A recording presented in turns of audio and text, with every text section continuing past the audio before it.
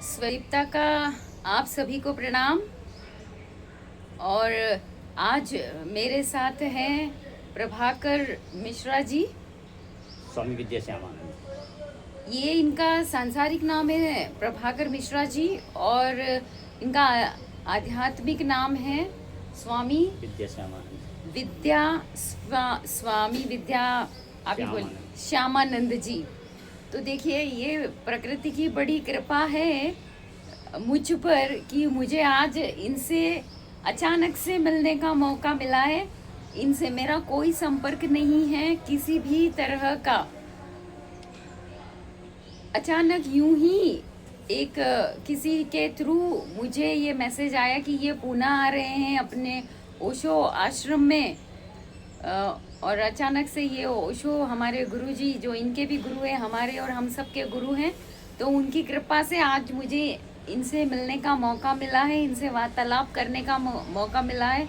ये भी बहुत गड़बड़ी में आए हैं और मैं भी, मेरी भी बहुत उस व्यस्तता को हमने रख कर भी हमने चाहा इनसे मुलाकात करें। ये पूना आए हैं तो ये मौका मैं मिस नहीं कर सकती थी। तो स्वागत है आपका।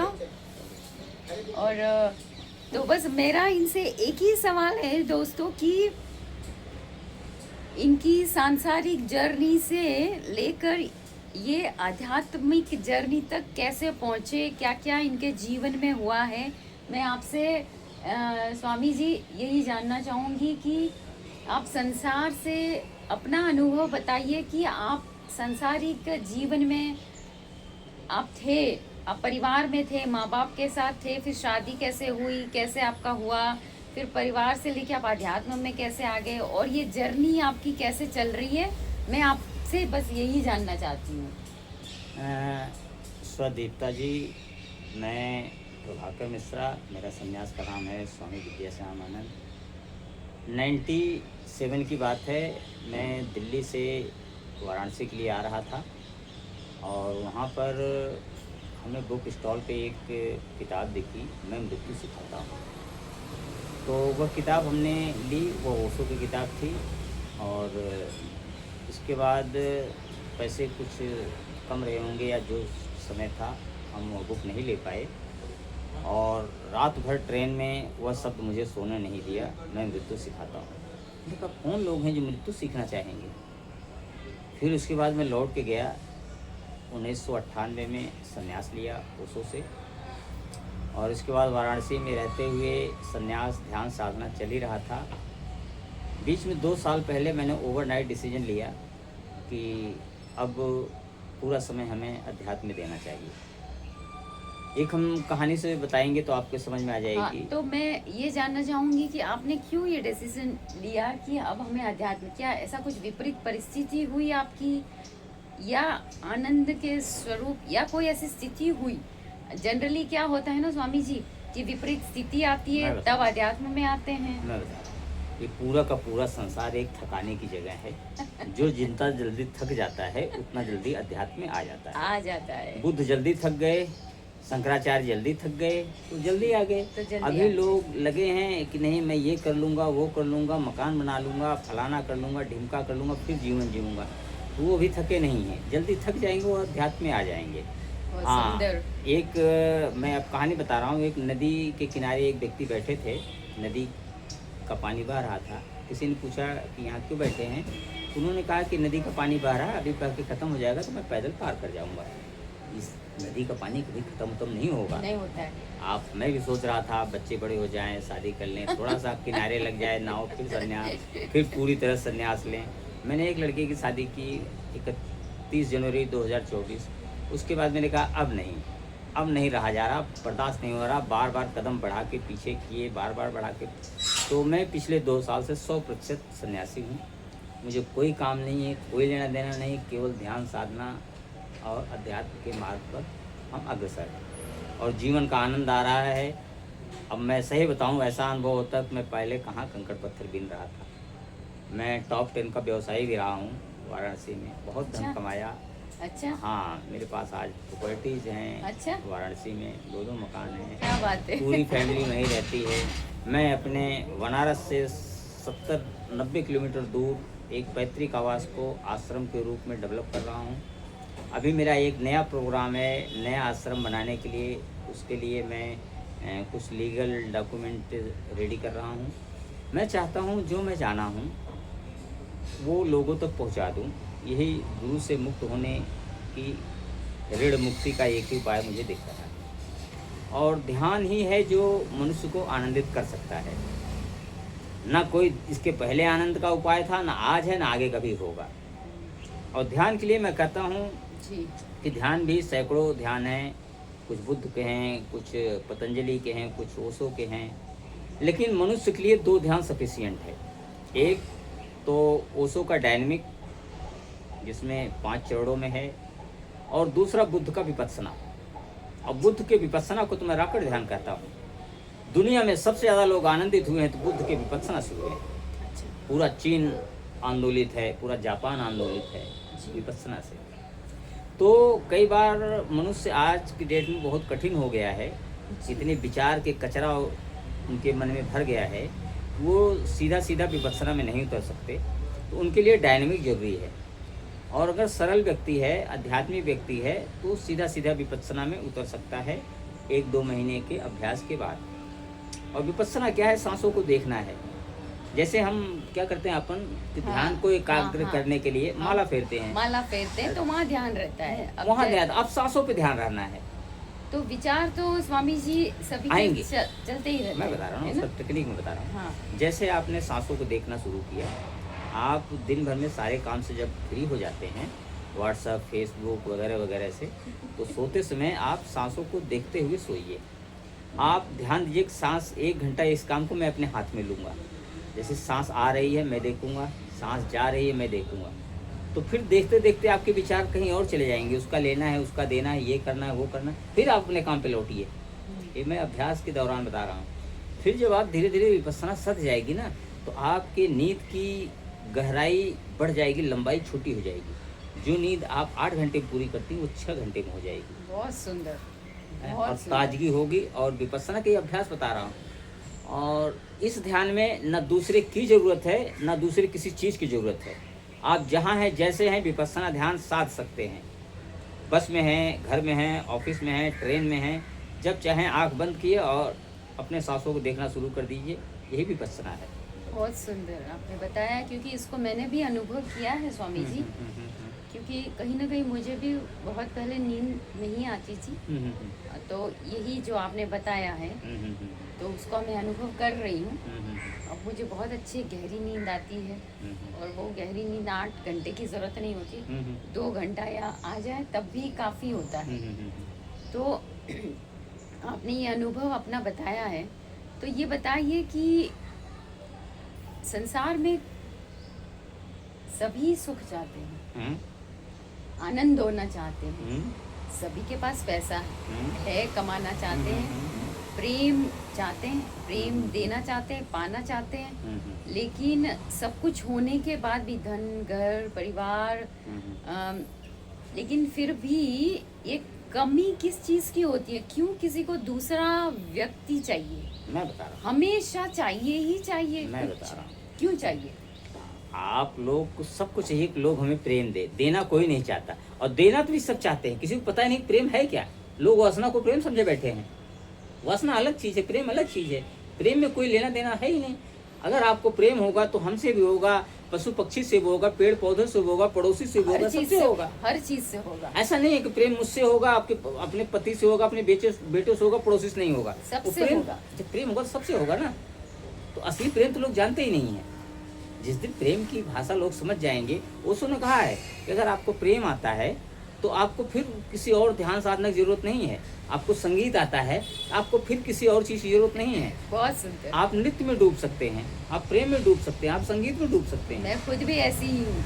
हैं? हाँ, मैं खुद भी आपकी विचारधारा से बिल्कुल उसी में कि ज़रूरी नहीं है आपको संगीत से प्रेम हो सकता है दोस्तों, आपको किसी पेड़ पौधे से हो, है ना, हाँ, उस हाँ। नेचुरल स्थिति में रहना, कुछ सरल इंसान के साथ रहना, बिना वार्तालाप किए, सिर्फ उपस्थिति मात्र।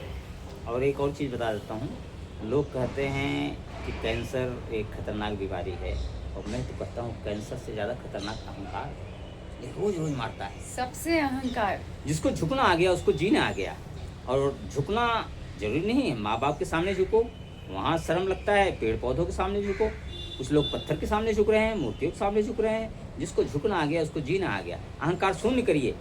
बुद्ध इसीलिए अपने भिक्षुओं को भीख मांगने भेजते थे, क्योंकि भीख मांगने से अहंकार गिरता है। बुद्ध ने कहा अहंकार गिराने के लिए जो जो हो सकता है वह सब मैं करूँगा, और अपने सन्यासियों को करवाएं।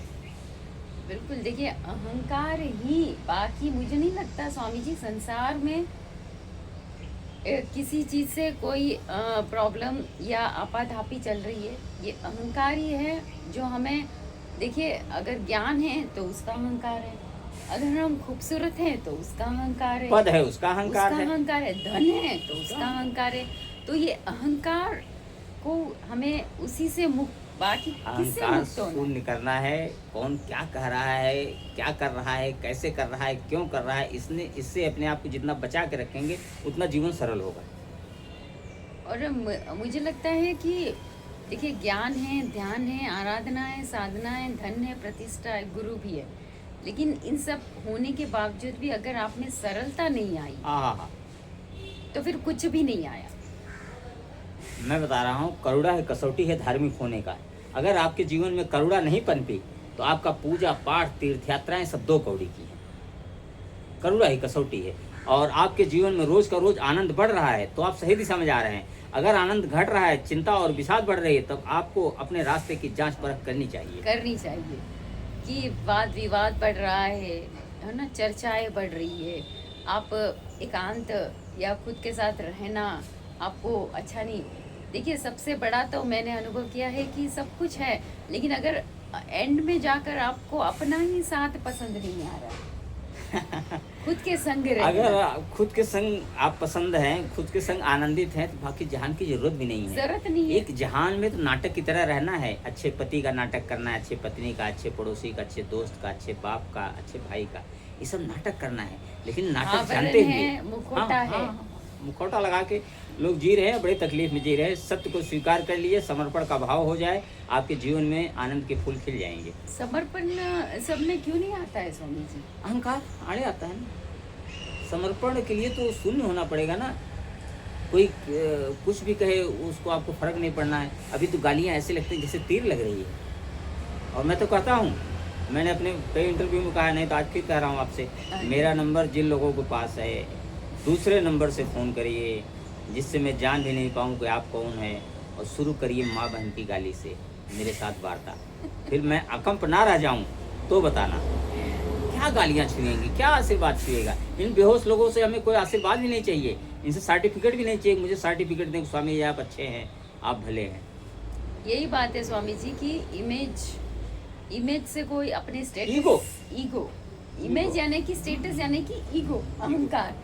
तो यही बात है कि अगर ज्ञानी, मतलब ज्ञानी तो क्या, देखिए ज्ञानी मतलब है कि अब हमारा अज्ञान दूर हो गया, वही ज्ञान का भी अहंकार ना हो, वो भी कचरा है। वो भी कचरा है। हाँ, वो भी कचरा है। जिस दिन आपको अहंकार होगा कि मैं ज्ञानी हूँ, मैं समझदार हूँ, तो भी तो कचरा है। आप एक कचरा फेंके, दूसरा कचरा एक्सेप्ट कर लिए। अपने संसार को तो छोड़ा, लेकिन इसको पकड़ लिया आपने, तो पकड़ छूट जाए बस। चाहे धन की पकड़ हो, घर की पकड़ हो, पद की पकड़ हो, अध्यात्म की भी पकड़, अध्यात्म की पकड़ छूट। उसने कहा है एक दिन आपको गुरु से भी मुक्त हो जाना है। गुरु रास्ता दिखा दिया, बात खत्म हुआ, गुरु अपने घर जाए, हम अपना जीवन जिएंगे। और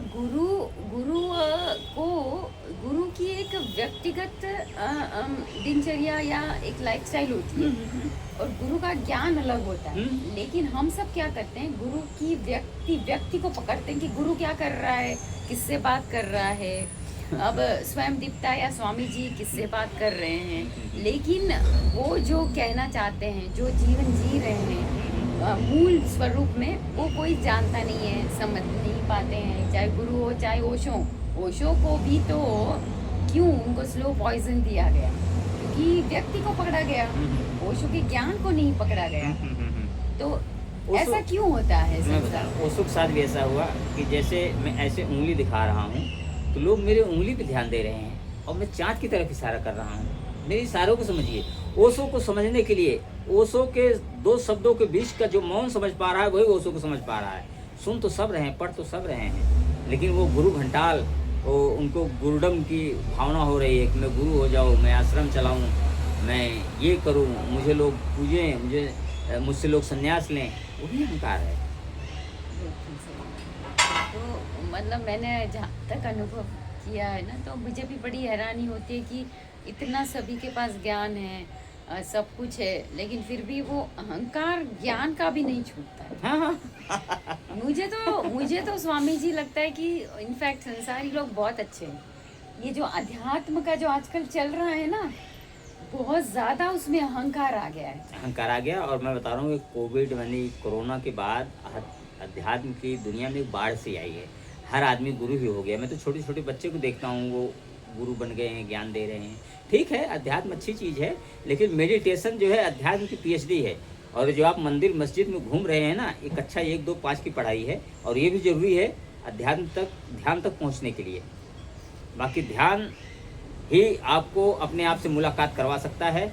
और जहाँ इस प्रश्न का उत्तर मिलता है, मैं कौन हूँ, 25-50 साल पहले कहाँ था, 25-50 साल बाद कहाँ रहूँगा, जहाँ इस प्रश्न का उत्तर मिलता है वही धर्म है, बाकी सब पाखंड है। बाकी ये सब पाखंड पाखंड है। है, हाँ। तो लेकिन क्या होता है ना स्वामी जी की, अब आजकल में देखिए क्रिया, सब कुछ क्रिया में उलझे हो, लेकिन हम ध्यान कर रहे हैं, ज्ञान हो गया है, तो वो छूटना चाहिए ना। एक स्तर आता है, एक स्टेज आता है कि ये ज्ञान, ध्यान, आराधना, साधना, ये सब स्वतः ही छूट जाती है। और हम एक जैसे हम अकेले रह रहे हैं एकांत में, हम अपने आप में आनंद हैं, वो तो नहीं मुझे कहीं नजर आ रहा है। सभी उसी पकड़ में पकड़े हुए, ज्ञान को पकड़े हुए, चर्चा को पकड़े हुए हैं, ध्यान को पकड़े हुए हैं। माँ, इसके लिए आपको निरंतर ध्यान करना पड़ेगा। ध्यान के अलावा कोई उपाय नहीं है। जितने भी लोगों ने जाना है, ध्यान के मार्फत ही जाना है। और मुझे तो, आप मेल फीमेल हैं, फिर माँ हैं, मुझे तो 70-70 साल के लोग, 80 साल के लोग फ़ोन करते हैं कि स्वामी जी वासना से नहीं मुक्त हुए। वासना तड़पा रही, वासना परेशान कर रही, लेकिन अज्ञान में स्वीकारते हैं। तो मैं उनको कहता हूँ कि आप ध्यान नहीं कर रहे हैं, ध्यान के साथ बेईमानी कर रहे हैं। अगर आप ध्यान करेंगे फिर ना आपको वासना छुएगी, ना अहंकार छुएगा। ध्यान, उसने एक जगह कहा है कि मैं तुम्हारे 99 जहर पीने के लिए तैयार हूँ, तुम मेरे एक जहर पी लो, ध्यान का, समाधि का। ध्यान नहीं, बिल्कुल सही, मैंने भी इसका अनुभव किया है स्वामी जी। बिल्कुल कुछ ध्यान, लोग जब ध्यान में प्रवेश नहीं कर पा रहे हैं, ध्यान जानते नहीं, ध्यान को सोच रहे हैं कोई क्रिया है। ध्यान कोई क्रिया नहीं है। ध्यान है शून्य में, निर्विचार में, एकांत में, शांत में हो जाना। अब एक्चुअली पता भी नहीं है किसी को ध्यान कैसे है, क्या है, हाँ, क्या नहीं है। उनको लगता है कि अब विचार आ रहे हैं तो फिर वहाँ प्रतिक्रिया करते हैं। तो ध्यान होता है मेरे हिसाब से कि take an appointment with yourself. हाँ, योरसेल्फ, केवल अपने आप को ही जानो, वहाँ पे भी विचार शून्य हो जाए। जब विचार जो आ रहा है वो आने दीजिए, हाँ, उसको देखिए, थोड़ी देर में विदा हो जाएगा, थोड़ी देर में विदा हो जाएगा वो। मगर आज की डेट में स्वामी जी कोई बैठने के लिए भी तैयार नहीं है ना 5 मिनट। किसी के पास समय नहीं है, आपाधापी है, और समय भी है तो और बैठने को कोई तैयार नहीं है। तो माँ, जरूरी थोड़ी एक सभी से जन्म मुक्त हो जाए, सैकड़ों जन्म लगेंगे। हाँ। जन्मों की कमी थोड़ी है यहाँ। तो आपको क्या लगता है कि ये आपकी और मेरी, चलो हमें थोड़ा कृपा है अस्तित्व की, ओशो गुरु जी, हमारे गुरु तत्व की मैं बड़ी आभारी हूँ, गुरु तत्व की बड़ी कृपा है, थोड़ा समझ में जल्दी आ जाता है।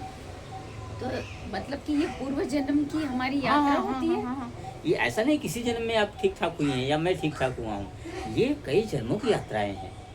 हम कई जन्म से प्रयास कर रहे हैं, और हर एक बूंद को सागर में मिलना है। लगेगा 100 साल, 50 साल, 100 जन्म, 200 जन्म, परमात्मा तो सबको होना है, इसमें कोई दो राय नहीं है।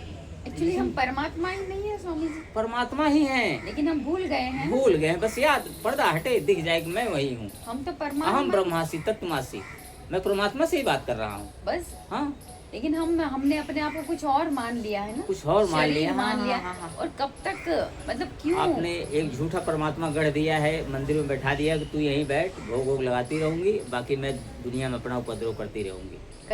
हाँ, तो और बस मेरा सरल उपाय और लोग यही चाहते हैं स्वामी जी कि मेरा संसार भी चलता रहे और बस बीच में थोड़ा सा अध्यात्म भी कर लो। ऐसे नहीं होगा, ऐसे ऐसे नहीं नहीं होगा, होगा। नहीं होगा, नहीं होगा, गारंटी नहीं। मैं तो संसार का जीवन जी के आ रहा हूँ ना। वो सब कहते हैं कि जब संसार को पूरा जी लो तो अध्यात्म तरफ पीठ किए रहो, और जिस दिन अध्यात्म तरफ चला जाना, संसार की तरफ पीठ कर लेगा, दोनों नहीं चलेगा। वो तो फिर जब हम अध्यात्म में आ जाते हैं स्वामी जी, तो अपना भी छूट जाता है। हाँ, छोड़ना नहीं है, छोड़ना और छूट जाना दो बातें हैं। दो बातें हैं। जैसे पेड़ से पत्ता पक जाता है तो अपने आप गिर जाता अपने है, आप गिरता है ना। हाँ। तो हमें कुछ छोड़ना नहीं होता छोड़ना है, नहीं, अपने आप छूट जाएगा, अपने आप ही वो सारी प्रक्रिया होती छूट है। जाएगा, छूट जाएगा। तो जो प्रयास कर रहे हैं, साधना कर रहे हैं, तो मैं उनसे, आप भी कुछ संदेश दीजिए कि प्रयास करना है अप्रयास में रहने का।